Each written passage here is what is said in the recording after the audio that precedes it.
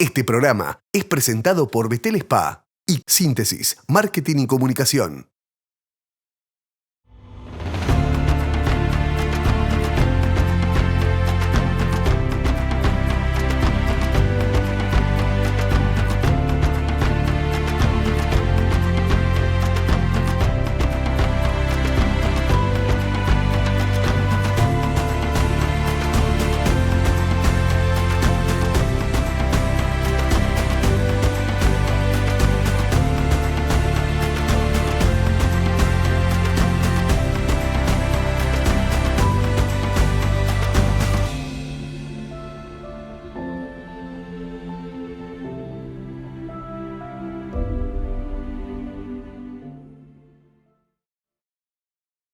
Buenas noches para todos. Para mí esta es una noche especial, es un programa especial que honestamente esperé hacer mucho tiempo. Y ahora van a ver por qué. Es un programa en el que prácticamente yo no voy a hablar, simplemente le pedí a esta guerrera de la vida, y así se va a llamar el programa, le di a elegir el título porque nos conocemos y le dije, ¿cómo querés que se llame? ¿Historia de una resiliente o historia de una guerrera? Como yo siempre le digo. Así que simplemente voy a hacer esta introducción y después la señora Mónica Silvera, que es nuestra invitada de hoy, va a dar su testimonio. Y ustedes dirán, ¿qué testimonio? Bueno, yo conocí a Mónica luego de una conferencia en la que ella se me acercó y me contó su historia de vida. Y cuando me contó su historia de vida, yo lo primero que le dije fue, no sé si yo te puedo ayudar.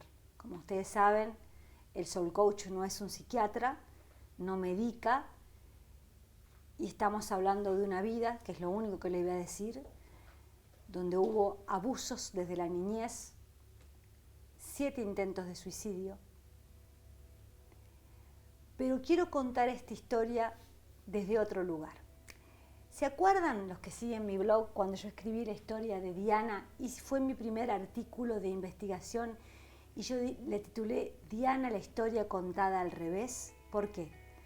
Porque no quise mostrar a una Diana víctima, quise mostrar a una Diana, a la princesa del pueblo, que murió en el mejor momento de su vida, pero cuando hacía rato le había ganado el poder de la monarquía, ganándose el amor de un pueblo entero siendo ella misma y superando también intentos de suicidio.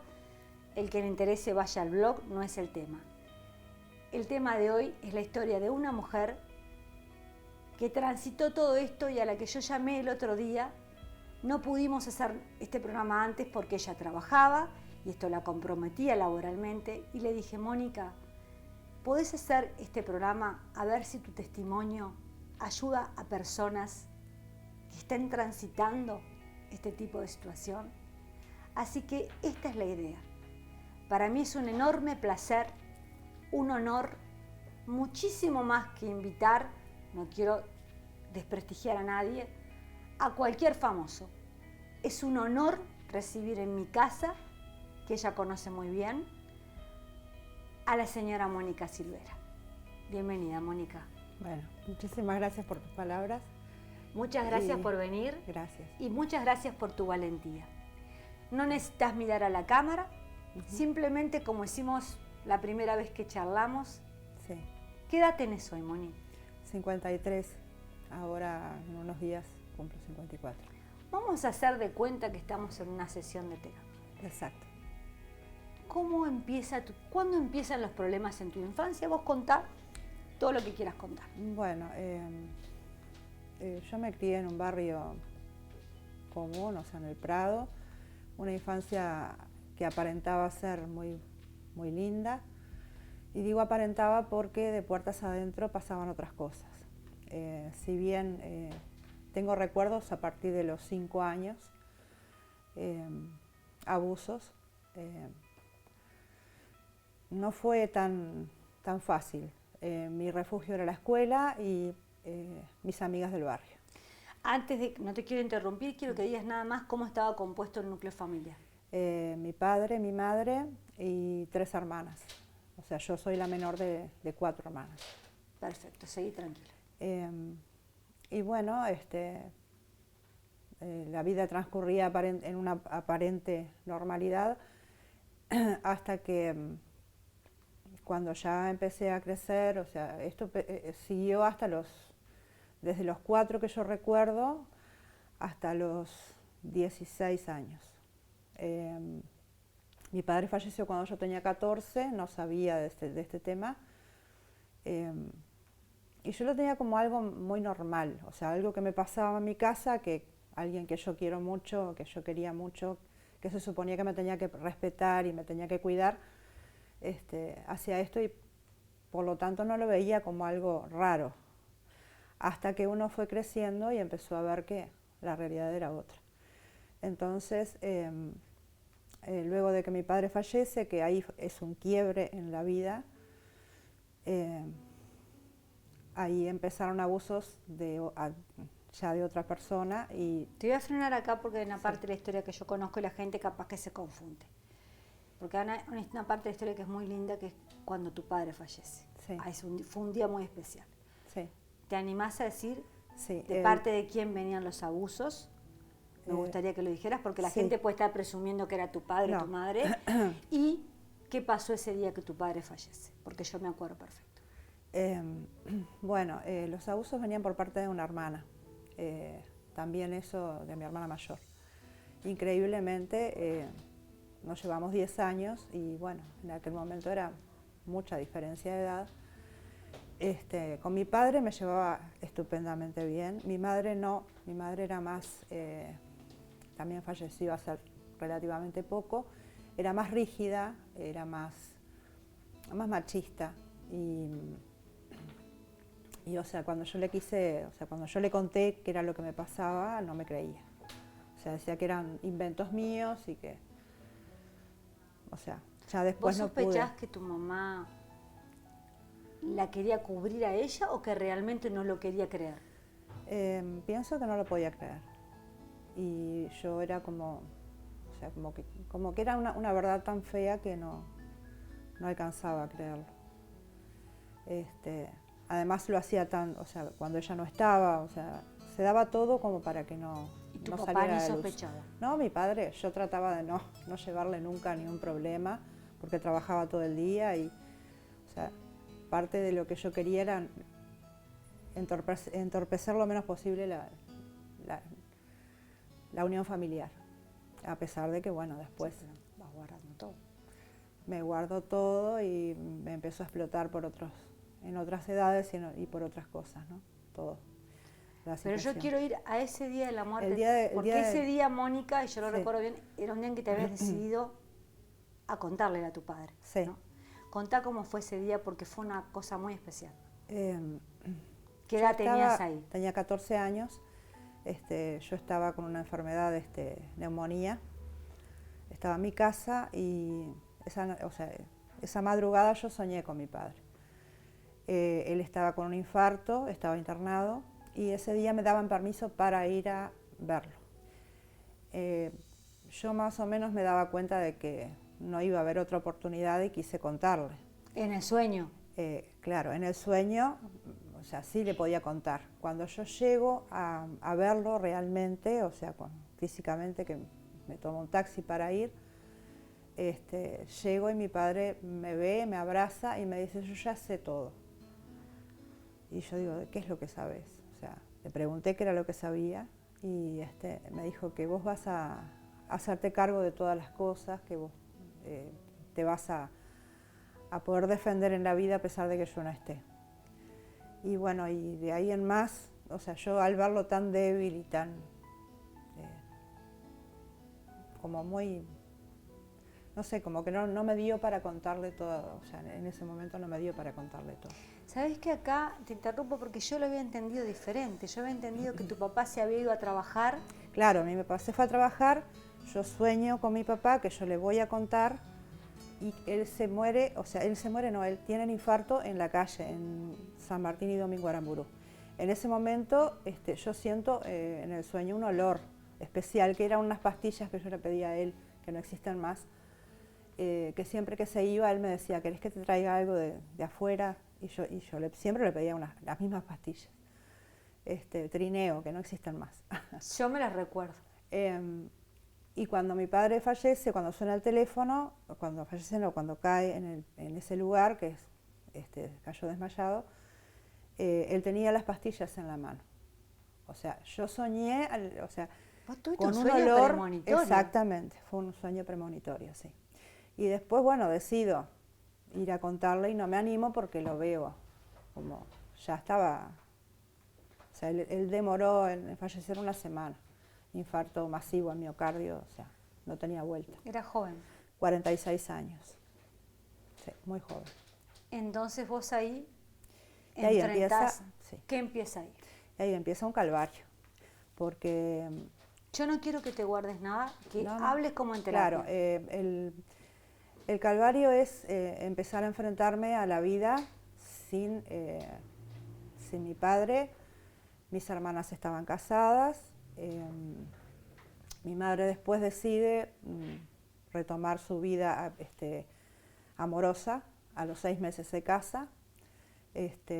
Durante esos primeros 6 meses ella cayó en una especie de depresión, se medicaba, pero después como que empezó a tratar de salir. Mi madre era muy joven, tenía 42 años, y conoce a una persona e inmediatamente, a los 6 meses, como te digo, se casa. Se casa. Se casa con esa persona y bueno, y ahí empieza la segunda parte del abuso. O sea, esta persona, instada por mi hermana mayor, tratan de abusar de mí. A ver, vamos a aclarar esto. ¿Qué quiere decir instada? ¿Tu hermana mayor Mi vivía en tu hermana casa? mayor no vivía en mi casa, pero tenía muy buena relación, o sea, familiar, o sea. Pero vos te das cuenta de la enfermedad que esta parte yo me la había perdido, sí, o no la recordaba. lamentablemente es una persona de la enfermedad que estamos hablando. Vos lo que querés decirle al público es que tu hermana influyó en este hombre. Exactamente. Para poder, o sea, él decía, vos con ella podés hacer lo que quieras porque yo pude, o sea, y de hecho, o sea, intentaron hacer y yo no, o sea, no me pude resistir porque eran 2 contra 1. ¿Fuiste o sea, abusada por los sí, dos a la vez? Sí. ¿Qué edad tenías? 16. ¿Y eso pasó varias veces? Pasó 3 veces. Ahí en la última dije, bueno, no, ya está, no dije nada. A mi madre sí le dije lo que pasaba y otra vez me dijo que no, que era yo la que provocaba esto, que ya era como una manía, que yo, o sea, yo lo estaba buscando, como que yo veía como una competencia y no era así. O sea, mi madre nunca me creyó. Sabes que es bastante normal esa actitud en el que no quiere ver. Y ahí empieza otra y bueno, y ahí odisea. decido, ahí está, y ahí una odisea que para mí fue un crecimiento muy grande. Esa historia es muy linda. Porque yo decido irme de mi casa y bueno, empezó a caminar, o sea, me llevo una mochilita negra de pana, con muy poquitas cosas y me voy. Me voy y empiezo a caminar y llego a la estación de trenes de Peñarol y bueno, me siento en el banco del tren y ahí quedo, esperando a ver que me viniera el sueño y bueno, empecé a vivir en la calle. Claro que no es lo mismo vivir en la calle en aquellos tiempos que los que son ahora, ¿no? Habían otros códigos, otras cosas. Un señor de la estación me empieza a preguntar por qué yo siempre, o sea, yo caminaba durante el día y de noche me quedaba sentadita ahí. Pero ¿cómo comía? Bueno, ahí está. Al principio, bueno, pedía. Era un poco raro porque me miraban, esta china, ¿qué le pasa? Que pide comida, o sea, no era el típico indigente que pide comida, ¿no? Pero bueno, después empecé a ver que a cambio de trabajos, por ejemplo, en una panadería, a cambio de barrer la cuadra, por ejemplo, podía obtener bizcochos, entonces, o pan, o lo que fuera, y bueno, y comía. Y después empecé a compartir con otras personas también que estaban en la misma situación que yo. Y bueno, o por ejemplo, alguien me daba un pedacito de jabón y yo podía con un pedacito de jabón higienizarme. Eso todo fue un proceso que pude alcanzar a hacerlo gracias a esta persona de la estación de Peñarol y después en la estación de Sayago también, de trenes. ¿Dormías? Y dormía en el banco de la estación y bueno, me prestaban alguna frazada, era como un sereno que quedaba ahí en la noche en la estación y bueno, y yo en invierno dormía. Y otra cosa que me llevé también en la mochilita, que también era una parte graciosa de compartir, era una radio Spica, y entonces yo escuchaba carnaval, que me encanta el carnaval, y escuchaba y compartía con todos los que estábamos ahí en esa situación. Pero digo, fue muy duro, pero también tuve mucha suerte.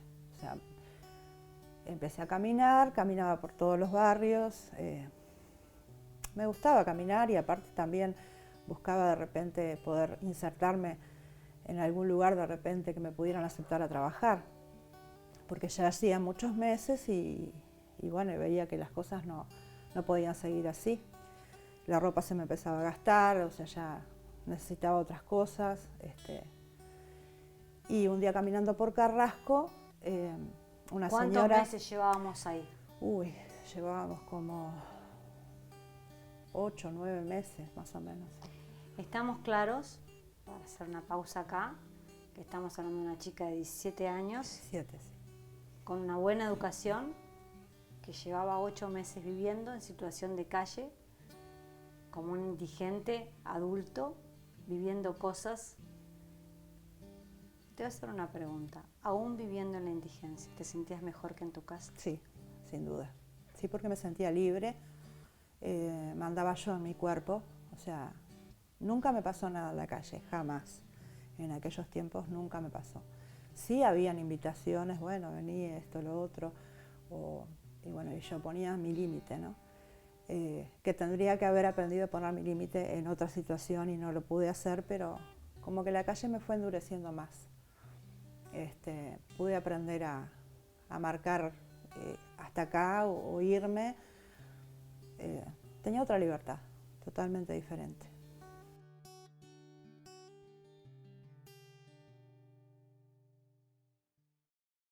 Disfruta lo mejor de H. Stagnari. Recibí nuestros vinos en tu casa, directo desde nuestra bodega. Hacé tu pedido de 6 botellas o más. El envío es sin costo en Montevideo. Y si pedís 12 botellas, te obsequiamos un barbijo bordado y un alcohol en gel para que te sigas cuidando también cuando salgas de casa. Pedidos por WhatsApp al 096-109-606. H. Stagnari, vinos de autor. Homeopatía Fármaco es una farmacia ecológica con productos naturales de gran calidad. Nuestra misión es brindar salud y bienestar a través de la medicina natural homeopática. Nos podés encontrar en nuestras sucursales de Cordón y Ciudad Vieja.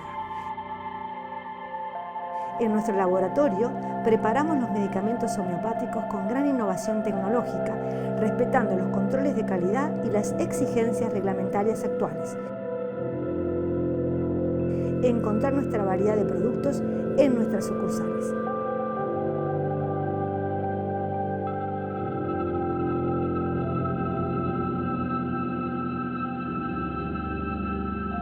Homeopatía Fármaco, farmacia ecológica del Uruguay.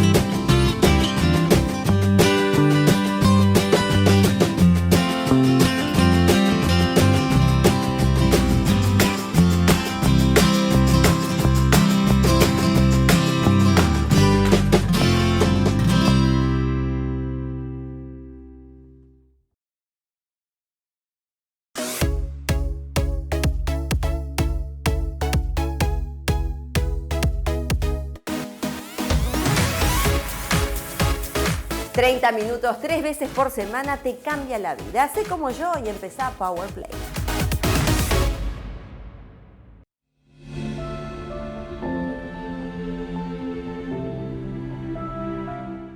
Y bueno, y un día buscando qué comer y mirando vidrieras por Carrasco, por Arocena, doy la vuelta a Manzana y una señora me ve que yo estaba mirando la basura que ella había sacado, cuando estaban todavía los postes los canastitos de basura.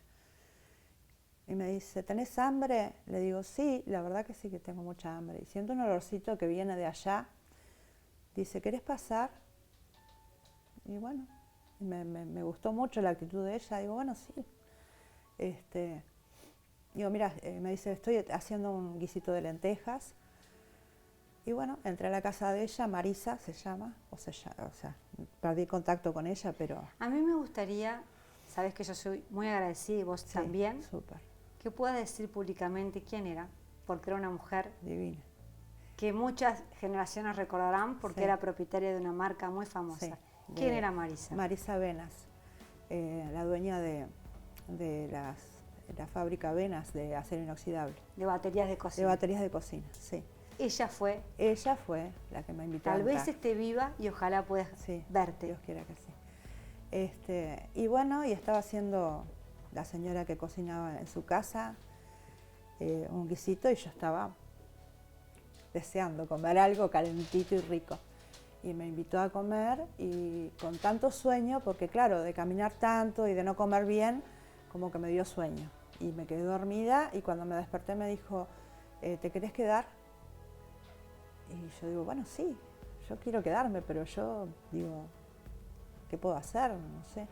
Dice, mira, yo lo único que quiero es que te duches, yo te voy a traer ropa, quiero que descanses y después de que descanses me cuentes un poquito qué es lo que pasa contigo, porque no hay cosas que no me cierran. Y bueno, yo al primer día no le conté nada porque, o sea, me sentía con mucha culpa, mucha vergüenza. Y bueno, después al otro día le dije lo que me pasaba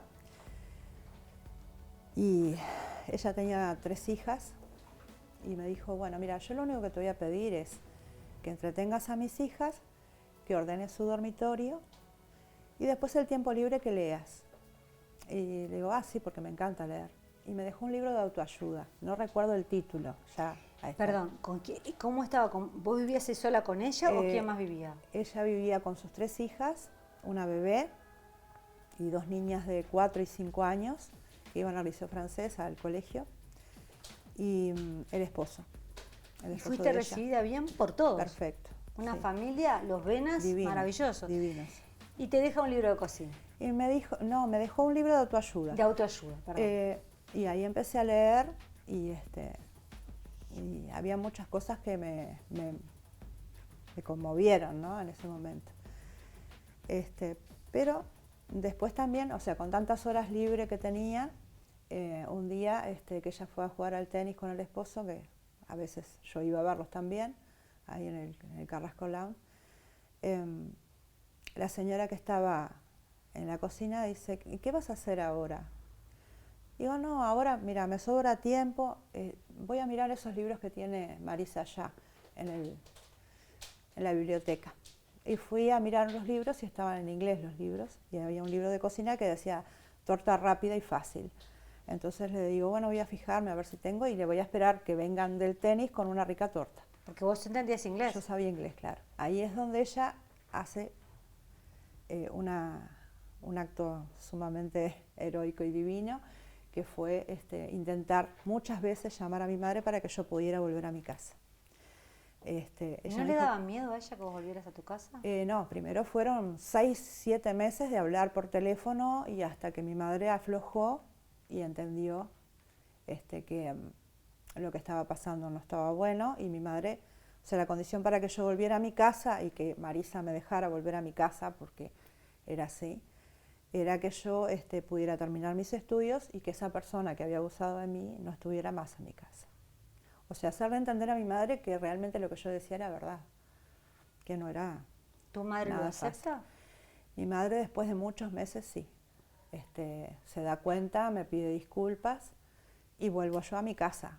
De la vuelta a mi casa fue con la ayuda de Marisa, me llevó Marisa hasta casa, me dijo, bueno, yo lo que quiero es que siga estudiando, me pagó los boletos, en aquel momento los boletos de estudiante no eran gratis, para que yo terminara quinto y sexto de liceo. Y bueno, los libros que también, o sea, ella durante 1 año y medio estuvo totalmente pendiente de lo que yo... o sea, vos volviste a tu vida. casa. Volví a mi y vida, a mi seguiste 1 año y medio casa. en contacto No con fue ella, fácil. ¿Y después lo perdiste el Y contacto? después sí. Después por ella qué se fue a perdiste? Estados Unidos y ya no Se fue a tuve- vivir allá. Sí, no estaba ni Facebook ni nada de eso y no. Andás a ver qué fue la vida de No los sé, Venas, no si no hubiese seguido en contacto. Sí. Ellos me ayudaron muchísimo. Bueno, vamos a la segunda parte de esta historia. Sí. Ahí ya tendrías 18 años, 19. 19. Llegás de vuelta a tu casa y ¿cómo estaba? ¿Estaba tu madre sola? Estaba mi madre sola con una de mis hermanas y fue bastante raro, porque volver a mi casa después de haber tenido tanta libertad y de haber tenido una vida totalmente distinta y mucho más cálida con Marisa, por ejemplo, era medio raro. Pero Marisa me decía, va a ser por tu bien, porque vos vas a poder estar en un hogar, en tu hogar, con tus afectos y bueno, y poder reconstruir desde ahí una vida. Estudiar, bueno, tener novios, salir a bailar, hacer deportes, una vida más normal. Y bueno, y fue desde ahí que empezamos a andar un camino que no fue nada fácil, porque volver a conectar con ciertas cosas que uno a veces echa en cara o culpa a la mamá, y a veces es con pocas herramientas que ellos cuentan y no es por maldad en sí que pasó todo lo que pasó, ¿no? A veces hay que saber perdonar y de hecho es la mejor manera que uno lo puede llevar. Bueno, pero ahora empieza otra historia, porque vamos a otro proceso. Uh-huh. ¿Cómo empezamos con las depresiones? ¿Cómo empezamos con los intentos de suicidio? Bueno, yo los 2 primeros intentos de suicidio fueron físicos, o sea, en el sentido de, durante mi estancia en la calle, fueron las 2 primeras, fue tratar de tirarme una vez abajo de las vías del tren y la segunda vez fue cruzando la calle sin mirar. Las 2 veces fui salvada por gente que pasaba por allí. Las otras 5 veces fueron mediante pastillas. Ya viviendo con tu madre.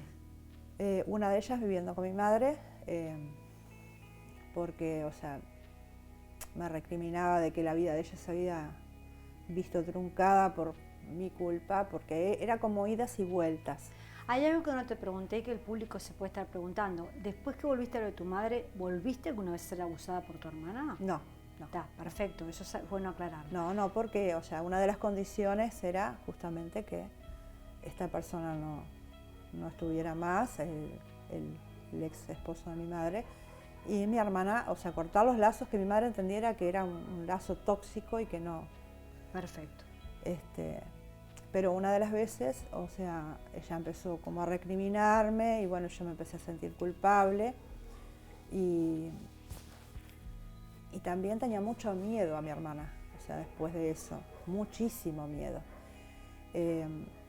Casualmente, o sea, compartíamos una profesión, ella era policía y yo también, y estábamos... ¿Podés aclarar perfectamente dónde trabajaban? Claro, no hay en el problema. Ministerio del Interior, y trabajábamos un piso de diferencia una de la otra. También fue todo un desafío poder cruzarme con ella, al punto Cada de que día.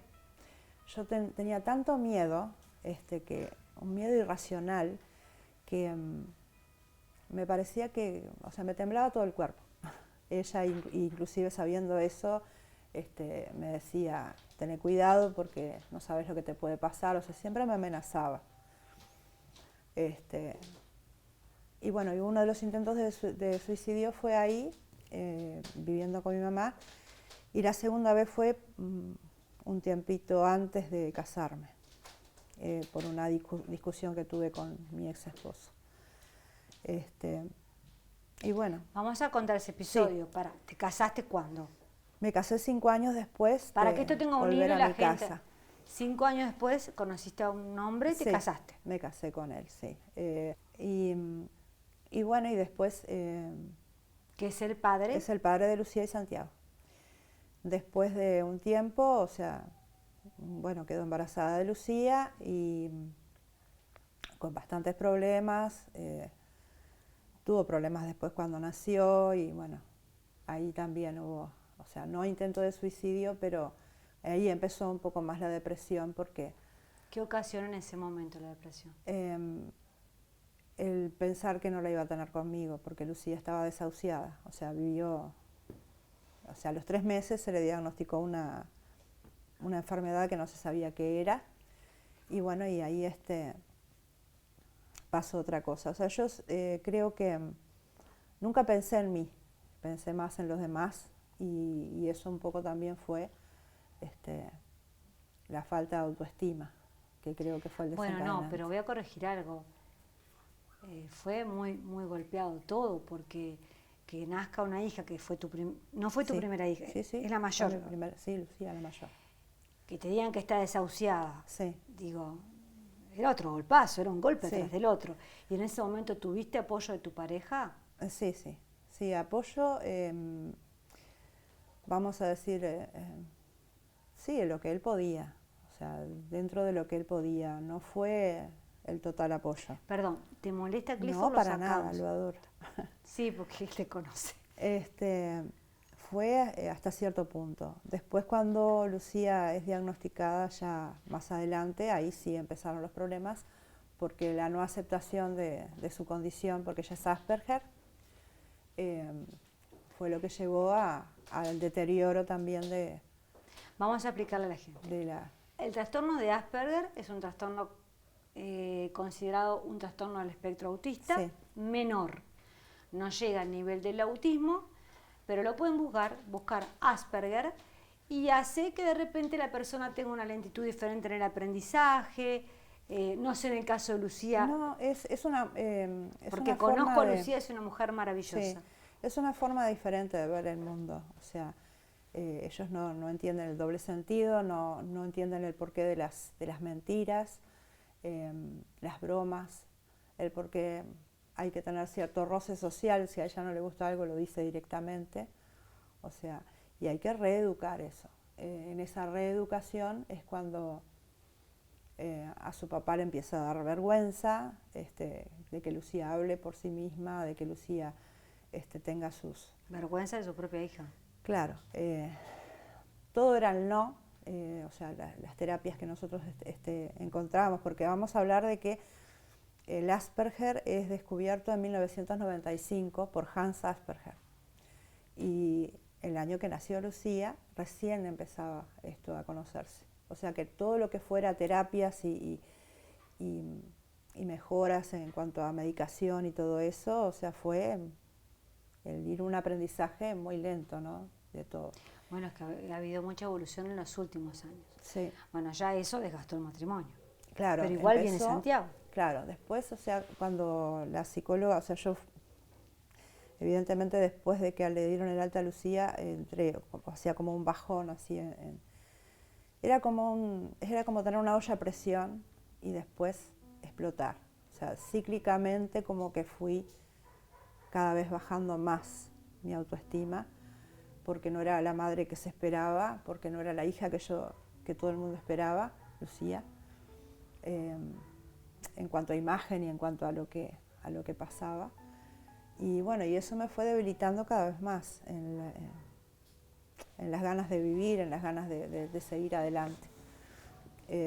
Y la psicóloga en ese momento me dice, bueno, mira, tenés que darte la oportunidad de tener un hijo normal, normal entre comillas, ¿no? Porque lo normal es algo... Qué amorosa la psicóloga. Claro. Bueno, sí, quedé embarazada de Santiago, lo adoro. O sea, fue muy bienvenido porque además es sumamente mimoso, bárbaro, pero ya veníamos con un desgaste de matrimonio bastante importante, porque era Lucía por un lado y Santiago por otro. Le hacía muchas diferencias también con respecto ¿Qué edad a tenías ahí, Mónica? 33.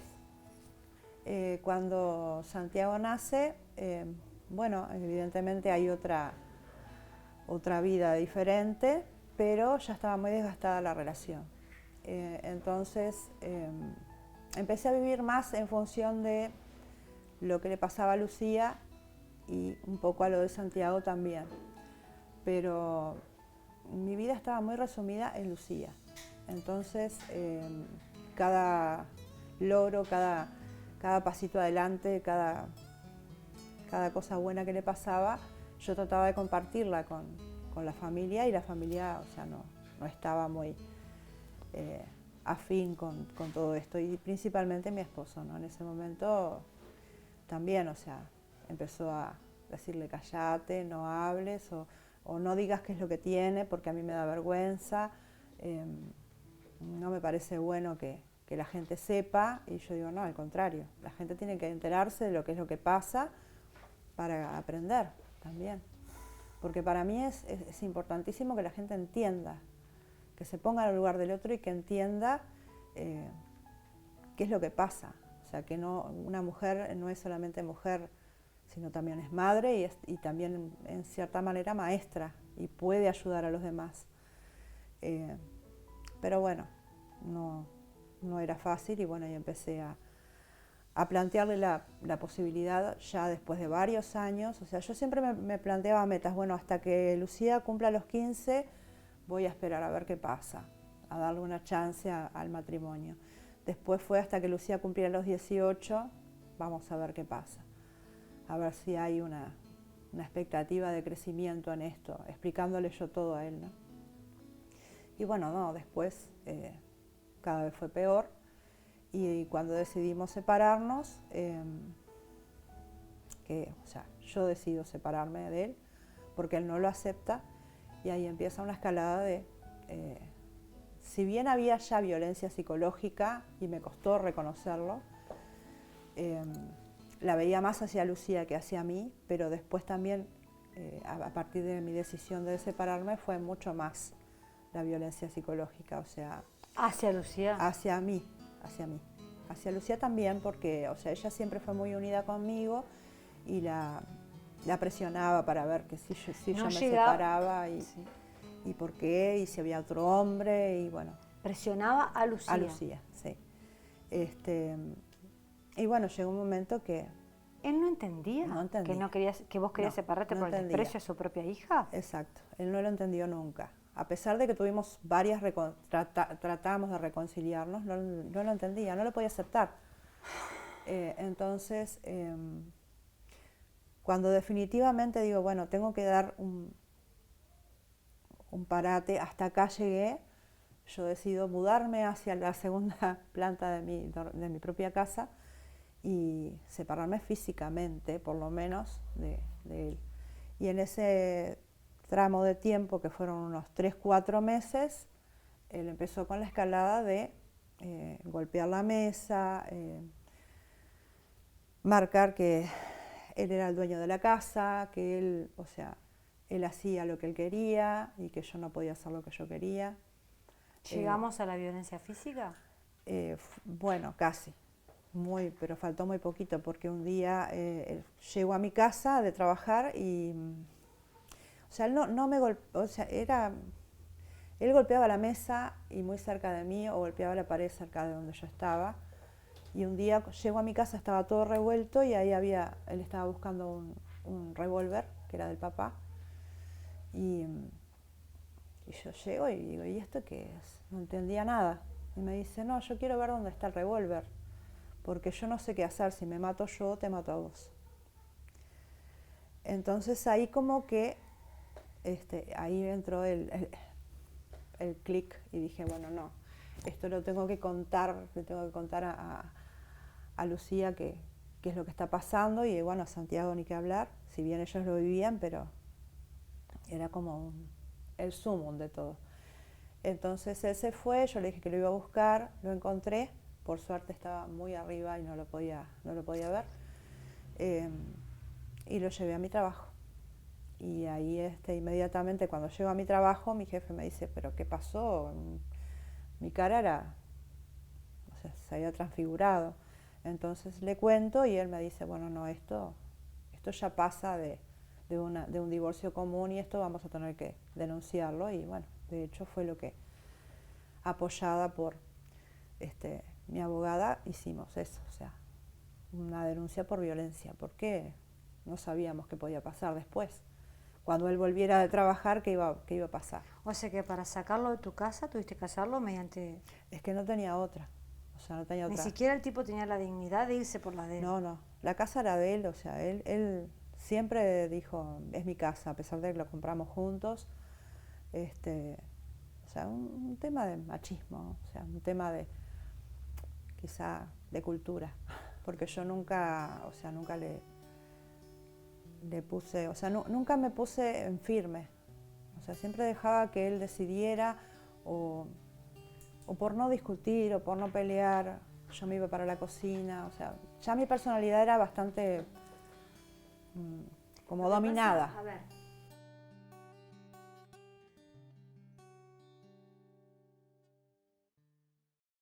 Disfruta lo mejor de H. Stagnari. Recibí nuestros vinos en tu casa, directo desde nuestra bodega.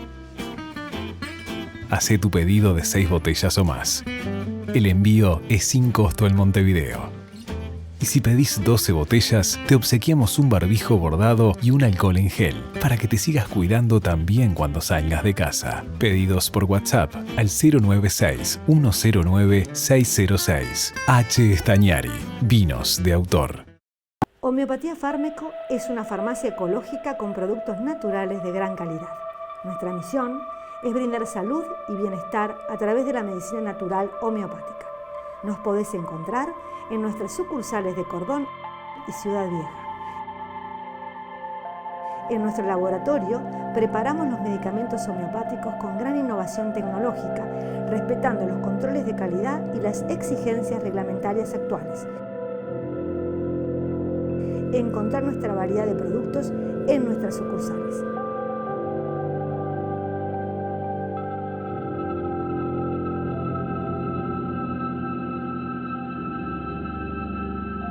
Homeopatía Fármaco, farmacia ecológica del Uruguay.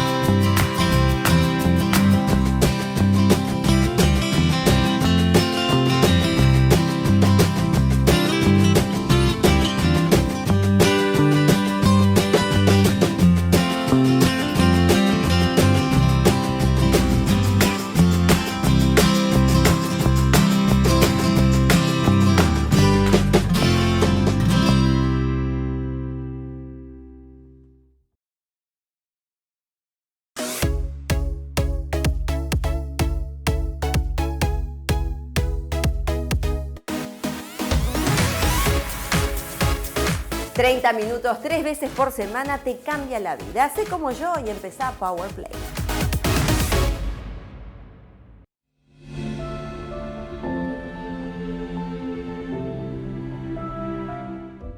Venías de una vida de abusos que te había diezmado tu autoestima. Sí. Vos necesitabas reconectar con tu amor propio, lo cual te llevó muchos años más. Sí. Él se va.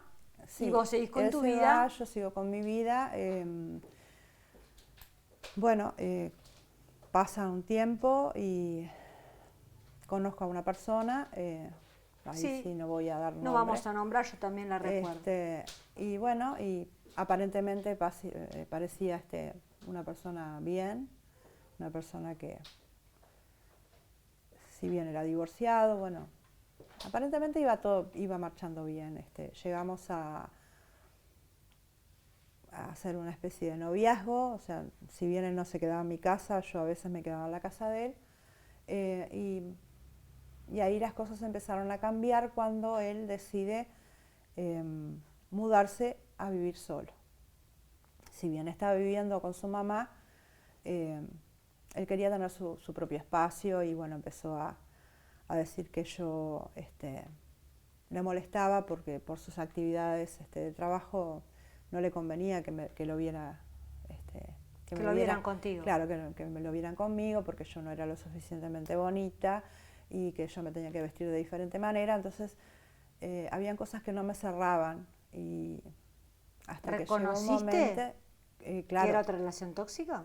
No, me costó hasta que yo llegué a la terapia y hasta que yo llegué al 7º intento de suicidio. ¿Cuándo fue el 7º? Que fue unos 9, 10 meses antes de entrar a la conferencia, que ahí donde tuve el placer de conocerte. Vamos a dejar la conferencia al lado. Sí. Ese intento de suicidio que fue con pastillas. Con pastillas, sí, no, pero ese fue el peor. Ese fue el peor porque realmente querías morirte. Realmente sí, quería morirme y estuve muy a punto de morir. O sea, estuve en coma 3 días. ¿En ese momento no pensaste en No los pensé chicos? en nadie. No, quería terminar de una vez porque ya era un fracaso atrás del otro. O sea, para mí la vida era como una sucesión de fracasos. Después de que murió mi padre, en adelante era todo el tiempo no ver los logros, sino ver los fracasos.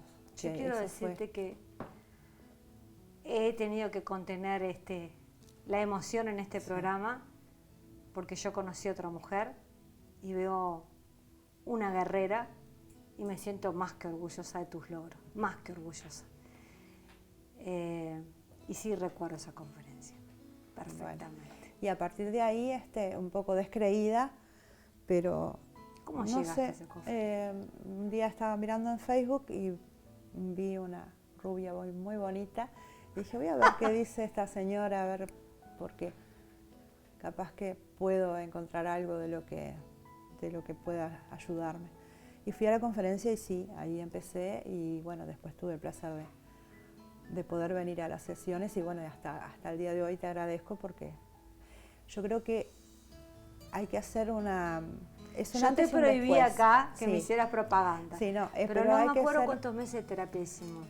Bueno, pero lo que pasa que claro, terapia, capaz que como fueron 6 meses. Y después seguí viniendo porque ya era muy amiga.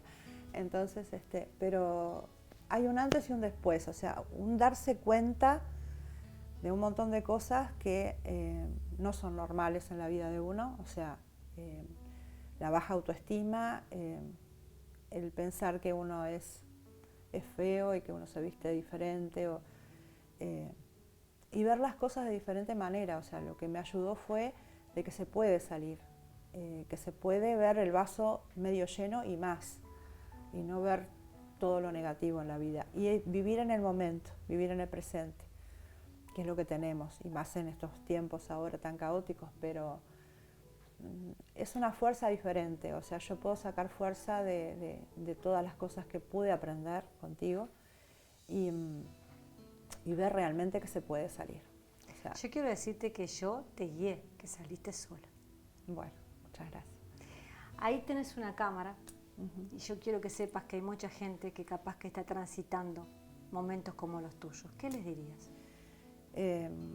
Bueno, yo pienso que es difícil reconocer a veces que uno necesita ayuda, pero hay que animarse como hice yo, a abrirse, o sea, intentar por lo menos una vez escucharse uno mismo y darse cuenta de que uno no puede vivir en una vida plagada de impedimentos o de no, esto no se puede, no podés vestirte así o no podés hacer tal cosa por tu hija. Animarse a salir adelante, porque con terapia se puede salir. Y sí, totalmente diferente la vida se ve, mucho mejor. Yo quiero aprovechar para mandarle un beso enorme a Santiago y a Lucía, que tienen ahora qué edad. Lucía 25 y Santiago 20. Y Lucía me sigue y va a mis conferencias. Sí. Decirles a todos que antes de ir a los agradecimientos, que hoy realmente no los haría porque a veces cuando uno tiene un programa que toca tanto el alma, uno no quiere hablar de cosas que son banales, pero bueno, son los agradecimientos. Decirles que Mónica fue un hito en mi carrera y ella lo sabe porque yo no quería atenderla. Sí, es verdad. Yo le dije, no, el Soul Coaching no atiende patologías y me pidió tantas veces, así que yo te agradezco. Bueno. Tengo frías las manos. Gracias. Porque estaba muy nerviosa por esta nota. Te agradezco enormemente y espero que esto ayude a mucha gente. Sí, yo espero también. Que esté transitando, porque tu historia de vida es la historia de una guerrera. Bueno, si me permitís, vamos a agradecer. Quiero agradecer primero, como siempre, a mi querida Viviana Nastalevic y a Majito de Amada Mía Uruguay, que hoy me luquearon, como siempre, con una campera de Napa también que hoy me la saqué, pero la van a ver en las fotos de Instagram, con un pantalón precioso que no sé si acá se ve, que es medio transparentón. Gracias, Amada Mía Uruguay, Juan P. Laguna, a Pasitos de Montevideo Shopping. Gracias también Betel Spa por su calidez, por sus camas que me dan este colorcito que a mí me levanta el ánimo. Gracias mi querida Carolina Bardino, otra guerrera de la vida, un día te contaré, por sus tratamientos estéticos. El último agradecimiento va para alguien que agradecemos ambas. Cuando Mónica estaba en terapia, recuerdo que una cosa que le pedí fue que levantara su imagen frente al espejo y le dije, yo tengo una peluquera que quiero mucho, anda a ver a Betty en Visage. Y todavía seguí yendo. Sí, claro, sí. Bueno, este agradecimiento va para vos, Betty, gracias. Ya volveremos con otra promo, porque la promo que teníamos se acabó. Y bueno, no tengo nada más para agregar. Solamente gracias por haber estado y agradecerle fundamentalmente a esta mujer que tuvo la valentía de venir a contar una historia, pero sobre todo a una mujer que está de pie a pesar de. Eso se llama resiliencia. Eso es una resiliencia, una resiliente. Me caí, me levanté 1000 veces, me reinventé y seguí. El gusto fue todo mío, Mónica. Bueno, muchísimas gracias. Gracias por haber estado. Gracias. Y a ustedes los despedimos juntas. Merecen lo que sueñan. No se den por vencidos. Gracias.